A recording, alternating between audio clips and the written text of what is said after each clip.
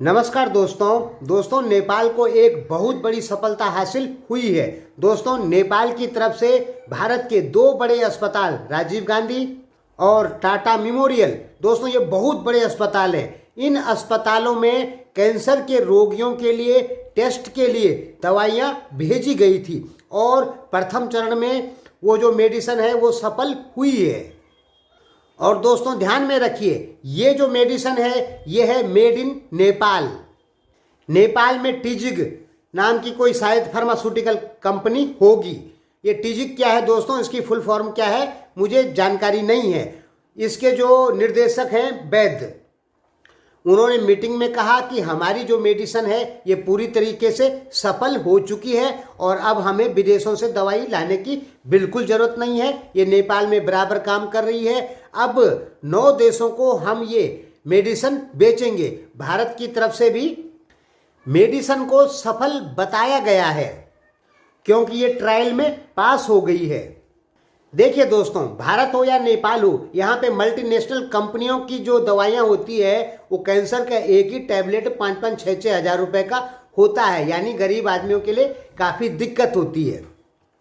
हालांकि भारत में कैंसर के बहुत ज़्यादा मेडिसिन बनाई जाती है और भारत दवाई बनाने में दुनिया में दूसरे तीसरे नंबर पर है। फिर भी दोस्तों जनसंख्या इतनी है भारत की कि दवाइयाँ कम पड़ती है। इस कारण मल्टीनेशनल कंपनियों की दवाइयाँ आती है वो बहुत महंगी होती है, नेपाल में भी और भारत में भी।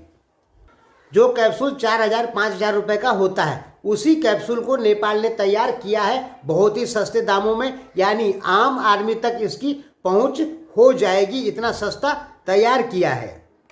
देखिए दोस्तों, नेपाल और भारत में कैंसर के रोगी बहुत ज़्यादा लोग हैं, ठीक है। इसलिए यहाँ पर इन मेडिसिनों की सख्त आवश्यकता है सस्ते दाम पर, क्योंकि आम आदमी महंगी दवाइयों का प्रयोग नहीं कर सकता है। क्योंकि कैंसर का जो इलाज है वो लाखों रुपए में चले जाता है। क्यों चले जाता है? क्योंकि मल्टीनेशनल जो कंपनियां हैं उनकी दवाइयां महंगी हैं। लेकिन नेपाल जिस दवाई को तैयार किया है ये यदि सफल हो जाती है तो सोच लीजिए कि तब कैंसर से लोग कम मरेंगे, क्योंकि तब उनके पास में होगी Nepali medicine, made in Nepal medicine, जो कि बहुत ही सस्ते दामों पर होगी। दोस्तों ये भी बताया वैद्य जी ने, जो यहाँ के निर्देशक हैं, कि इस मेडिसिन को बनाने में भारत ने हमारी काफ़ी हेल्प की है और कच्चा पदार्थ भारत से ही आता है। तो देखते हैं दोस्तों कि नेपाल की ये मेडिसिन क्या भारत और नेपाल के कैंसर रोगियों के लिए एक वरदान साबित होगी या नहीं होगी। आइए समय का इंतजार करते हैं। धन्यवाद।